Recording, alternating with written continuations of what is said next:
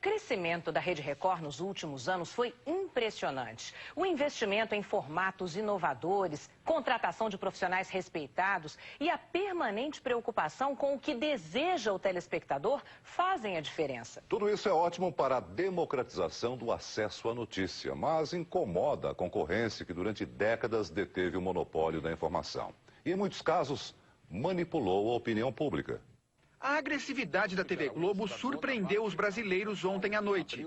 Foi um ataque direto e desesperado à sua principal concorrente, a Rede Record. Foram exatos 10 minutos no seu principal noticiário, um tempo raro para telejornais.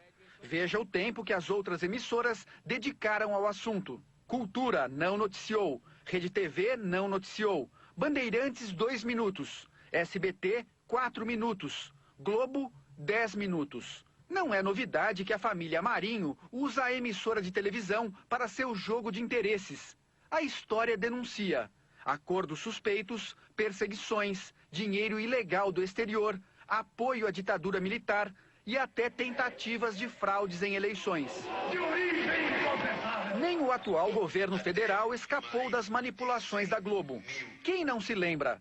Às vésperas das eleições de 2006, homens ligados ao PT foram presos com quase 2 milhões de reais num hotel de São Paulo. O dinheiro seria usado para comprar um suposto dossiê com denúncias contra candidatos do PSDB. A Polícia Federal vetou a divulgação de imagens do dinheiro para a imprensa. O objetivo era evitar que o material fosse usado para influenciar o resultado das eleições. Mas o delegado que realizou as prisões entregou as fotos para a Globo. O interesse era claro. A Globo queria impedir a reeleição do presidente Lula, um golpe contra a democracia. Descoberta a farsa, a Polícia Federal afastou o delegado. Eu joguei na imprensa por uma motivação para me proteger. Eu não recebi dinheiro. As rasteiras da Globo em Lula não são novas. Em 89, o então candidato ao Planalto foi claramente prejudicado por uma edição tendenciosa no debate eleitoral com Fernando Collor de Mello. Dos gabinetes de chefia da Globo, a ordem: favorecer descaradamente o empresário de Alagoas e prejudicar o metalúrgico do ABC. Foi um massacre e Collor se tornou presidente da República. Democracia nunca foi o forte da Globo. O poder da família Marinho teve origem com a ditadura militar. A organização, que já tinha jornal e rádio, apoiou os ditadores em troca de sinal verde para a ilegalidade. Um ano após o golpe, burlou a legislação e conseguiu milhões de dólares para implantar a TV Globo.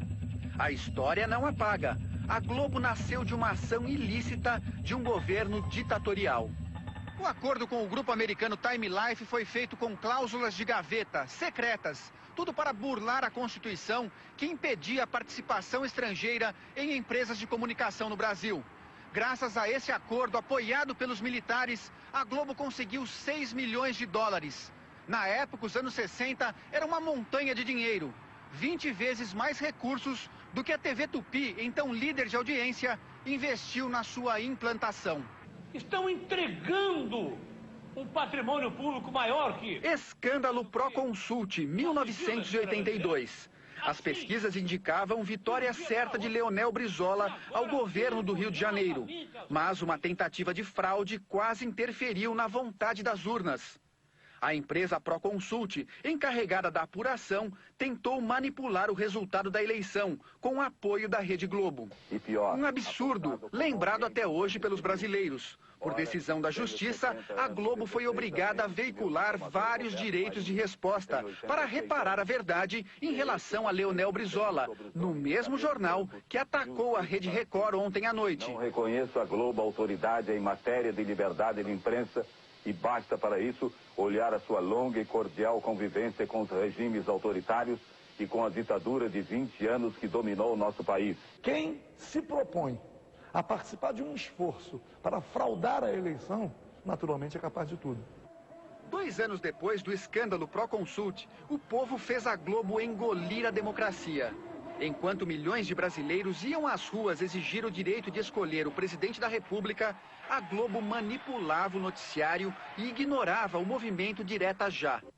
A população, indignada, criou um bordão que ecoava pelas ruas do país e ainda hoje repercute em vídeos na internet.